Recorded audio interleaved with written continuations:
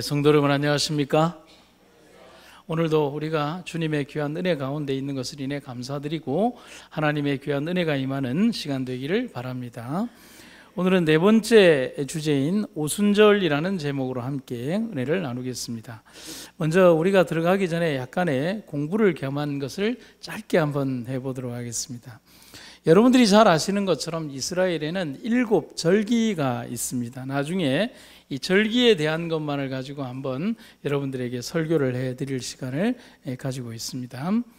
매달 그리고 매 7일째에는 안식일이 있고요. 그 밑에 유월절, 무교절, 맥추절, 초실절이라고 하죠. 이 초실절과 오순절이 아주 밀접한 연관이 있습니다. 그 다음에 나팔절, 속죄일, 그 다음에 장막절 혹은 초막절이라고 되어 있고요. 그게 끝남과 동시에 거룩한 대회가 이루어집니다. 중간에 있는 유월절부터 초막절까지 7절기를 이스라엘의 7절기라고 하는데, 이스라엘 백성들에게 있어서는 이 절기가 다 한 번씩 순차되고 나면 그 한 해가 마무리되고 또 다른 사이클의 한 절기로 들어가는 그런 과정에 들어갑니다. 그래서 이스라엘 백성들에게 있어서는 절기로 시작해서 절기로 마무리되는 그런 거룩한 은혜의 시간들이 이루어진다는 사실이죠. 오늘 오순절의 배경이 되는 곳은 맥추절, 초실절과 오순절 이 두 절기가 아주 밀접한 연관이 있습니다. 맥추절은 보리의 첫 수확을 하고 난 다음에 여러분들이 그 요제절이라고 하시죠. 보리의 첫 단을 끊어서 하나님 성전에서 막 이렇게 흔드는 것을 요제절이라고 합니다. 흔히 말하는 초실절, 초태생의 처음 모든 것들, 생명체의 모든 첫 수확을 하나님께 드리는 초실절 있고 난 다음에 49일, 50일이 되는 날짜에 오순절이라고 하는 절기를 지키게 됩니다. 이것이 나중에 후일의 기독교에는 예수님 돌아가신 이후, 부활하신 이후에 50일째 되는 날을 오순절 성령 강림일로 또한 지금의 현대교회는 지키고 있습니다. 그런데 이 오순절 때에 이스라엘 백성들과 제자들이 한적한 곳, 또 그들이 모인 곳에서 성령 체험을 하고 또 사도행전의 역사를 이어가는 이야기가 오늘 이 배경이 되고 있는 겁니다. 먼저 예수님께서 당신의 사역을 마무리하기 이전에 이 먼 시간을 내다보고 그의 제자들에게 하셨던 말씀이 이 구절입니다. 그 날에는 너희가 아무것도 내게 묻지 아니하리라. 내가 진실로 진실로 너희에게 이르노니 너희가 무엇이든지 아버지께 구하는 것을 내 이름으로 주시리라. 지금까지는 너희가 내 이름으로 아무것도 구하지 아니하였으나 구하라. 그리하면 받으리니 너희 기쁨이 충만하리라. 아멘.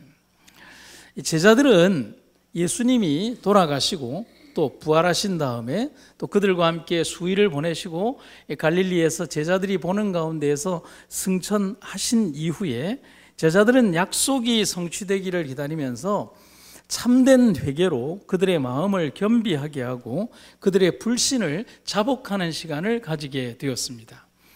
예수님 곁에 살면서 3년 반의 공생애를 지나고 예수님의 깊은 가르침을 받고 창조주로부터 직접적인 가르침과 그 현현을 보았지만 진실한 회개의 경험들은 실제로 그들이 3년 반의 끝인 예수님의 십자가 사건을 경험하면서 그들에게 이루어졌다는 사실이죠. 그게 얼마나 그들에게 후회가 되었겠습니까?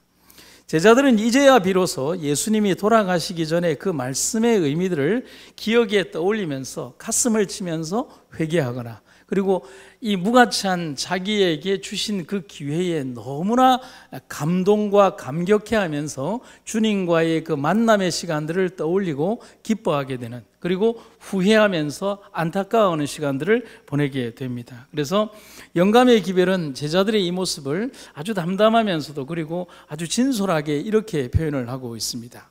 그들은 구주를 오해한 자신들을 책망하였다. 그리스도의 경이로운 생애의 장면들이 마치 행렬처럼 그들 앞에 스쳐 지나갔다. 그들이 그분의 순결하고 거룩한 생애를 명상할 때에 만일 그들의 생애로 그리스도의 품성의 아름다움을 증거할 수만 있다면 너무 힘들어서 하지 못할 수고나 너무 커서 못할 희생이 없다는 것을 느꼈다. 그들이 과거의 3년을 다시 살 수만 있다면 그들은 얼마나 다르게 행동할 것인가를 생각하였다. 우리들이 이런 후회 많이 하죠. 다시 과거의 3년을 혹은 과거의 6년을 혹은 과거의 삶을 다시 살 수만 있다면, 만일 그들이 주님을 다시 볼 수만 있다면 얼마나 깊이 주를 사랑하는지를 보여드리고자 얼마나 열심히 노력하였을 것인가. 그러나 불신의 말과 행동으로 항상 주님을 슬프시게 한 일에 대하여 얼마나 진실되게 뉘우쳤을 것인가. 그러나 그들은 용서를 받았다는 생각으로 위로를 받았다. 그들은 가능한 한 세상 앞에 담대히 주님을 시인함으로 그들의 불신을 속죄하고자 하였다. 여러분, 어쩌면 우리가 그런 경험이 있잖아요. 가르침을 즉시 받아들여서 깨우치면 참 좋을 것 같지만 실제로 우리가 우리의 자녀들을 가르치거나 또 허물에 임하는 우리들의 입장도 가만히 보면 실제로 우리에게 가르침을 줄 때는 깨닫지 못하다가 그 가르침을 먼 시간이 지난 후에 아주 아픈 대가를 치르고 난 다음에야 그것을 뼈저리게 느끼게 되는 경험들 맞잖아요.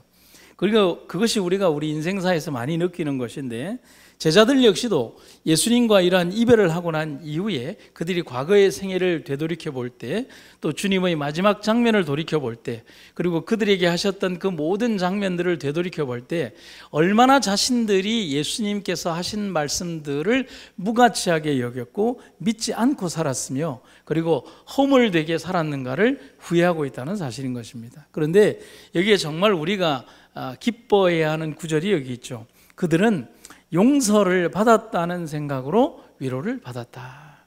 결국은 뭐냐면 그들이 지금 이 시간 후회하고 있다는 것, 슬퍼하고 있다는 것, 고통스러워하고 있다는 것은 그들이 회개한다는 것을 말하는 것이잖아요. 그리고 그 회개에 대하여 우리의 예수님께서는 침묵하거나 거절하지 않으시고 그들에게 너희의 회개를 내가 받는다는 약속을 그들의 마음에 주셨다는 사실입니다. 이 약속이 그들뿐만 아니라 오늘 우리들에게도 해당된다는 사실에 대해서 여러분과 제가 기뻐하시기를 간절히 바랍니다. 제자들은 사람들을 만나기에 적합하게 되기 위해서 그들의 매일의 교제에서 죄인들을 그리스도께 인도할 수 있는 말을 할 수 있도록 매우 열심히 기도했다라고 기록하고 있습니다. 단순히 그냥 사람들에게 가서 준비되지 않은 말들을 하는 것이 아니라 끊임없이 내가 무엇을 말할 것인가, 어떤 말을 그들에게 할 것인가, 어떻게 행동할 것인가, 그들에게 무엇을 전할 것인가에 대하여 고민하면서 하나님, 내가 그 사람에게 대하여 어떤 말을 해야 할까요? 그들에게 어떤 기별을 전해야 할까요? 어떤 모습으로 그들에게 나아가야 할까를 고민하면서 매일매일의 경험에서 기도하면서 그것을 준비했다는 사실입니다. 결국은 예수님 제자들의 어떤 이러한 전도의 성공의 경험들은 그냥 막연한 어떤 그런 행동의 결과들이 아니라 끊임없이 훈련하고 또 그들이 각성하며 주님께 기도한 어떤 그 결과로 이루어졌다는 사실을 우리는 기억해야 합니다. 이 준비의 날들은 깊이 마음을 살피는 날들이었다. 여러분, 이 구절 중요하죠? 이 준비의 날들이 무엇을 살피는 날들이었다고요? 내 마음을 살피는 날들이었다. 제자들은 영적인 피로를 느끼고서 저희를 영혼 구원 사업에 적합하게 해줄 거룩한 정렬을 달라고 주께 부르짖었다. 그들은 단순히 자신을 위한 축복을 구하지 않았다. 그들은 영혼 구원에 대한 부담에 눌려 있었다. 그들은 복음이 세상에 전파되어야 할 것을 깨닫고 그리스도께서 약속하신 능력을 간구하였다. 여러분, 우리가 착각하는 것 중에 하나가 오순절 성령 강림이 그냥 어떻게 기도해야 하다 보니까 하나님께서 그 시간에 부어주신 것이 아니라 그 오순절의 모임이 있기 전부터 시작해서 그들의 마음의 상태들이 갈망하고 갈구하고 그리고 영혼에 대한 부담과 하나님의 부르심에 대한 그 영적인 거룩한 부담감을 가지고 생애하면서 모인 그 결과가 오순절의 그 결과로 이루어졌다는 사실인 겁니다. 여기에 보면 영혼 구원에 대한 부담이라고 되어 있잖아요. 제가 자주 드리는 말씀 가운데 그 영혼 구원에 대한 부담감 없이 영혼은 수확이 되지 않는다는 것이죠. 농사를 짓는 분들의 입장에서 본다면 충분히 이해할 수 있는 거잖아요. 땀을 흘리지 않고 수확이 없지 않습니까? 어떤 수확도 있을 수 없는 것이 땀의 수확이 있지 않으면 안 된다는 겁니다. 그처럼 영혼이라는 수확도 엄청난 땀과 노력, 그리고 기도, 열정, 그리고 반복된 행동들이 이루어져서 그렇게 된다는 것을 우리가 기억을 해야 합니다. 그래서 어떤 이는 10년을 기도했다는 사람들도 있고요, 어떤 이는 20년을 기도했다는 사람도 있는데, 역사의 기록에 보면 조지 뮬러라는 사람은 자기의 친구 한 명을 기도하는데 53년이 걸렸다고 합니다. 근데 53년 동안 친구의 전도를 위해서 기도했는데, 이 조지 뮬러가 죽는 순간까지 친구가 회심을 하지 않았어요. 그럼 그 친구가 언제 회심을 했느냐? 여러분, 유언장 쓸 때 여러분 뭐라고 쓰고 싶으십니까? 우리 장로님 뭐라고 쓰시겠어요? 저기 위에 있는 위에 밭은 누가 가져가고 아래 밭은 누가 가져가고, 보통 우리의 유언이 그런 거 아닙니까? 그런데 조지 뮬러의 유언은 그런 게 아니었어요. 조지 뮬러의 유언이 영국 전역의 생방송으로 진행될 때 53년간을 기도했던 그 친구가 그 장례식장에 있었어요. 그런데 조지 뮬러의 유언장이 낭독될 때 이런 내용이 낭독되었어요. 나는 내 친구를 위하여 죽는 순간까지 53년간을 기도하였다. 나는 그리고 지금 이 시간 내가 잠들지도 모르는 이 순간에 너를 위하여 기도한다. 사랑하는 친구여, 주께로 돌아오라. 내가 너를 위하여 마지막 순간까지 내 친구의 이름을 부르노라. 그 기도의 유언장이 발송되고 나서, 발표되고 나서 그 곁에 서 있던 친구가 조지 뮬러의 관을 부여잡고 엉엉 울기 시작합니다. 그리고 나서 영국 전역에 생방송되는 가운데 그가 이렇게 얘기를 합니다. 뮬러요, 뮬러요, 나의 친구 뮬러요, 너는 죽음 앞에서조차 나를 생각했구나.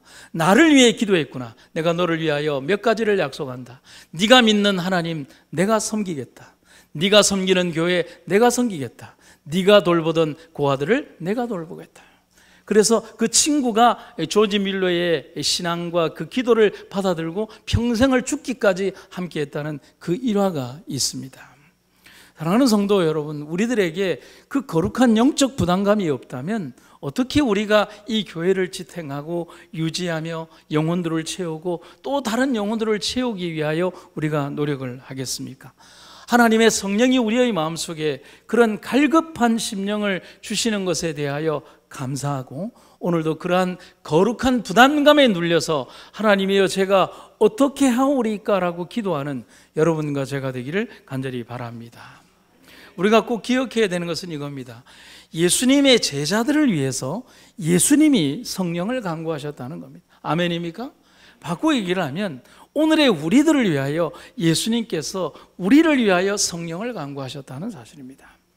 물론 그들의 기도가 성령을 받는 계기가 된 것은 사실입니다. 그러나 더 중요한 사실은 예수께서 백성들을 위한 중재자로서 성령을 열렬히 간구하셨다는 겁니다. 이들을 위하여 성령을 나려 주시옵소서. 백성의 자세도 중요한 일이었지만 그리스도의 기도는 더욱 중요한 일을 감당했습니다. 그리고 또한 성령은 각 사람의 마음에 임할 만큼 충분히 기다리고 또 기도하는 제자들에게 임했다는 사실입니다.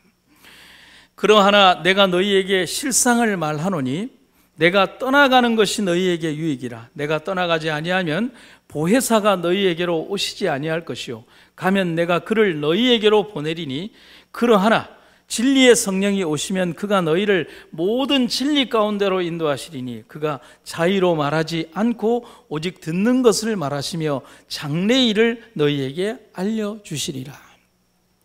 주님은 이 땅의 사역에서 자기에게 주어진 인간 예수로서의 사역을 마감하고 이 세상의 모든 존재하는 사역을 맡은 또 다른 제자들을 위하여 거룩한 성령의 사역이 너희들과 함께 할 것을 약속하시고 또 인정하셨다는 사실입니다.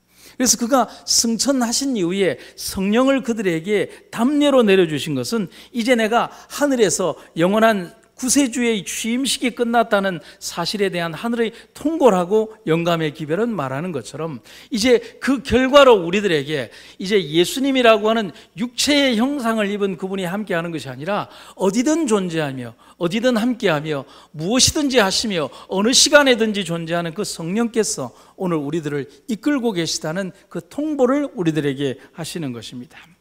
이제 예수님이 왕으로서 하늘과 땅의 모든 권세를 받으셨다는 증거로서 이 땅의 백성들에게 하늘로부터 주시는 성령을 부어주신 것입니다. 여러분, 우리는 왕의 백성입니다. 왕으로부터 기름 부음을 받은 것입니다. 우리는 왕으로부터 권세를 받은 자들이며 왕으로부터 하늘의 거룩한 은혜가 임하는 자들임을 잊지 마시기를 간절히 바랍니다. 그런데 성령이 어떻게 임했다고 되어 있습니까? 성령이 뭐처럼요? 불타는 혀와 같이 임했다라고 기록을 하고 있습니다. 불의 혀같이 갈라지는 것이 저희에게 보여 각 사람 위에 임하여 있더니 저희가 다 성령의 충만함을 받고 성령이 말하게 하심을 따라 다른 방언으로 말하기를 시작하니라. 성령은 불과 같은 것이에요. 모든 것을 다 태워버리는 불이 성령으로 표현된 것은 참 적절한 것이다라고 할 수가 있습니다. 모든 것을 사루어버리고 태워버리는 것은 우리 마음의 지저분한 것을 없이 하는 것을 말하는 것입니다. 성령을 불에 비유한 것은 상당히 의미 있는 것이라고 생각을 합니다. 우리 마음속에 더러운 모든 것들을 사루어버리는 것이잖아요. 그처럼 성령께서 우리 마음속에 있는 때 묻은 것, 더러운 것, 나만이 가지고 있는 죄라든지 탐욕과 욕심과 더러움이라든지 그리고 아주 은밀한 깊숙이에 숨겨둔 나의 은밀한 죄들에 대해서도 성령께서 끄집어내어서 불살라버리시고 나에게 새로움으로 채워주시는 분이 우리의 하나님이라는 사실입니다. 그 축복이 여러분들의 삶에 함께 하시기를 간절히 바랍니다. 오늘 특별히 복음을 전하는 목사로서 그 성령의 은혜가 김말립 성도에게 함께 하시기를 주님의 이름으로 축원합니다. 불이 타오를 때 자신은 심지가 되어 세상을 태울 수 있는 재료가 되는 겁니다. 하나님은 심지가 없이는 일하지 않으십니다. 우리가 그 심지입니다. 우리가 도화선이 되어야 되고 세상에 불을 밝히는 작은 존재들이 되어야 됩니다.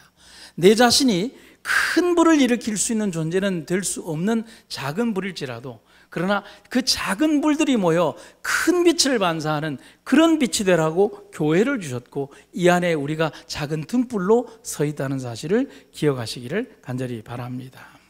그런데 이적의 결과로 주신 선물은 방언이었습니다. 처음에 주어진 이적은 방언이었어요. 그런데 그 이적은 결코 이기적인 목적이나 이적 구경꾼들을 위한 수단이 아니라 복음 전파의 목적을 위한 거룩한 목적이었습니다. 나중에 여러분과 제가 이 방언에 대해서 한번 공부를 해야 되는데 고린도전서 13장이 무슨 장일까요? 사랑장이죠. 고린도전서 14장은 무슨 장입니까? 방언장입니다. 방언에 대하여 사도 바울이 아주 긴 부분에 대하여 얘기를 하고 있습니다. 그래서 거기에 보면 예언에 대하여 설명을 하고 있지만 본질은 방언에 대하여 이야기한 것이 고린도전서 14장입니다. 그래서 고린도전서 14장을 방언장이라고 하는데 방언의 주된 목적은 하나님의 거룩한 복음 전파를 위하여 주신 성령의 또 다른 은혜 가운데 하나입니다. 그래서 이때 당시 방언의 은사는 여러 가지가 있죠. 말하는 자의 은사가 있고 듣는 자의 은사가 있습니다. 방언은 은사가 꼭 한 사람에게만 임하는 것이 아니라 그 둘 간에 다 이루어져야 합니다. 그래서 내가 히브리 방언으로 말을 하는데 각 시대에 모여든 모든 사람들이 각 나라의 말로 들을 때 이 은사는 말하는 자의 은사가 아니라 듣는 자의 은사입니다. 방언의 은사가 굳이 꼭 한 사람 말하는 자의 화자의 은혜라고 생각하시면 안 돼요. 그것은 성령의 은혜이기 때문에 어떤 한 사람에 속한 것이 아니라 그것은 성령의 은혜로 그 집단이나 어떤 누구에게 함께 공존할 수 있다는 사실입니다. 그래서 이때 당시에 많은 어떤 사람들, 특별히 그래서 한 사람이 다른 1개국의 언어를 말할 때에는 방언의 은사가 그 말하는 설교가에게 주어질 때가 많습니다. 그러나 여러 민족들이 들어야 될 때는 방언의 은사가 설교자에게 주어지는 것이 아니라 그 청중 위에 거룩한 성령의 은혜가 임해서 그 청중들이 분명히 저 사람은 자기의 언어로 말하는데 성경에 있잖아요. 자기의 언어로 말하는데 우리가 우리의 언어로 들으면 어찌미뇨? 아멘입니까? 그렇게 되는 것이라는 사실입니다. 그런데 그것을 랄랄랄랄랄라 따다다다다 랄랄랄라 따다다 이렇게 못 알아듣는 방언으로 말을 한다는 것은 얼마나 하나님의 언어를 곡해하여 말하는 것이라고 할 수가 있겠습니까? 그런데 제사장과 관원들은 희한하게도 이 능력을 부인했습니다.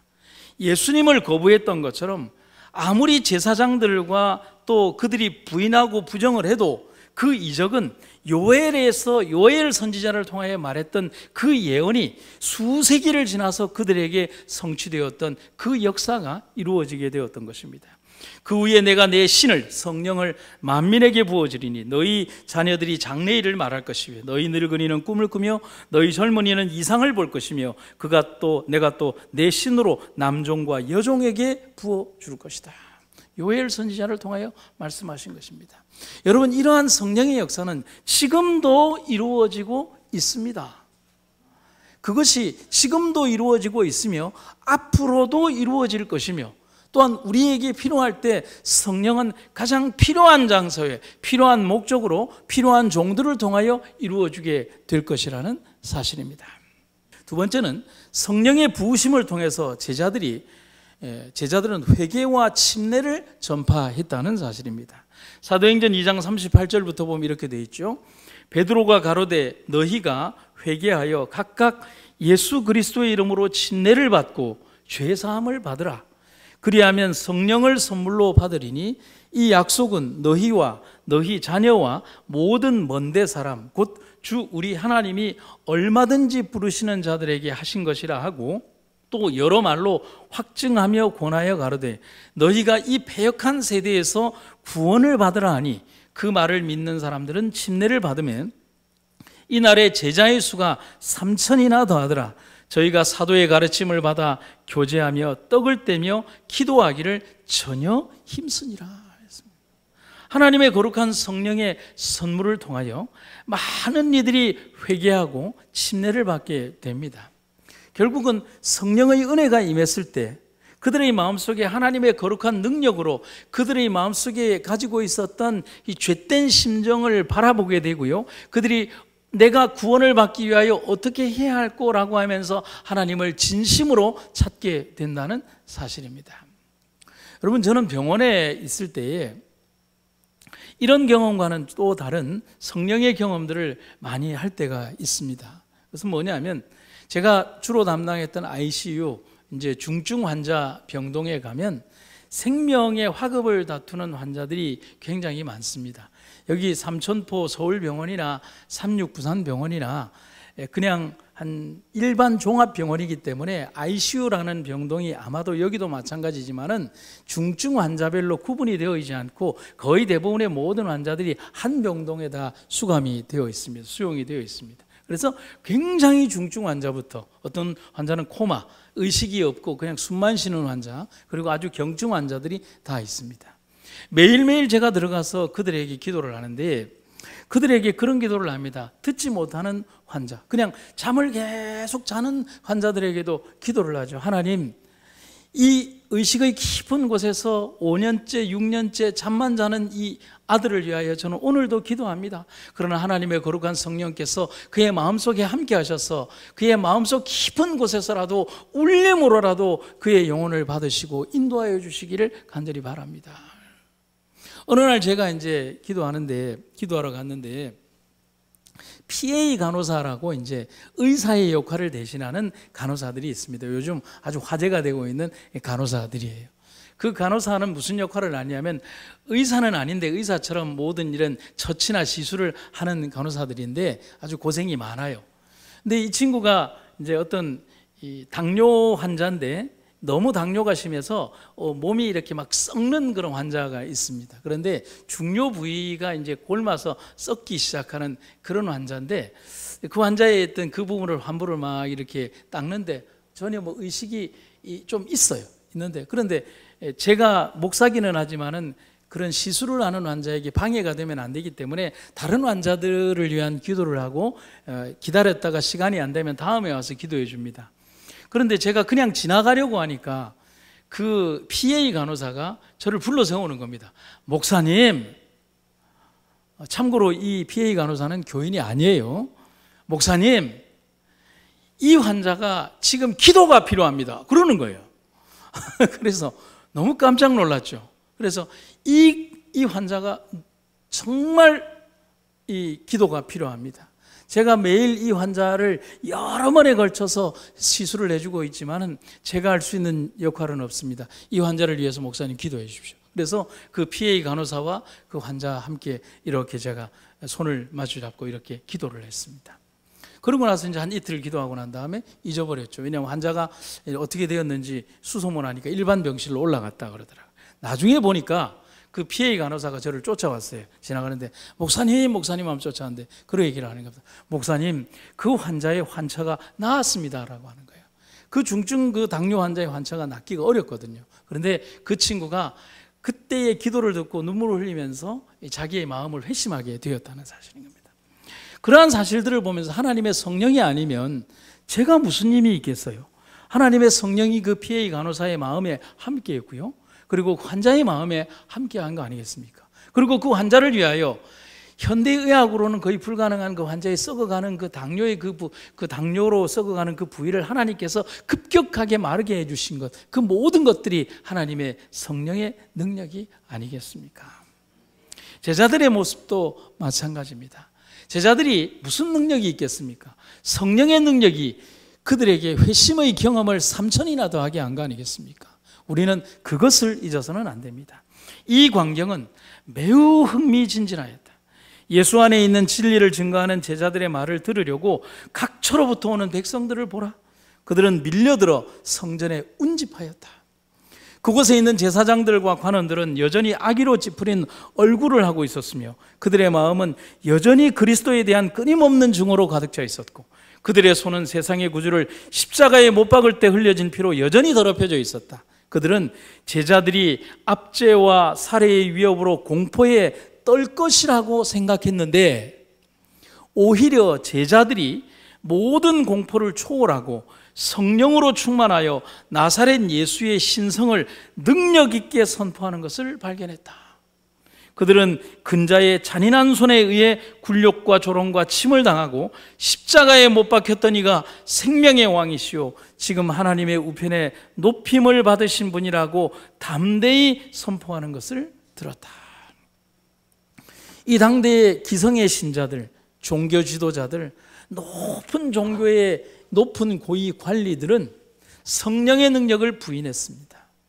그들은 하나님의 능력을 부인했고 예수님을 십자가에 못 박았습니다.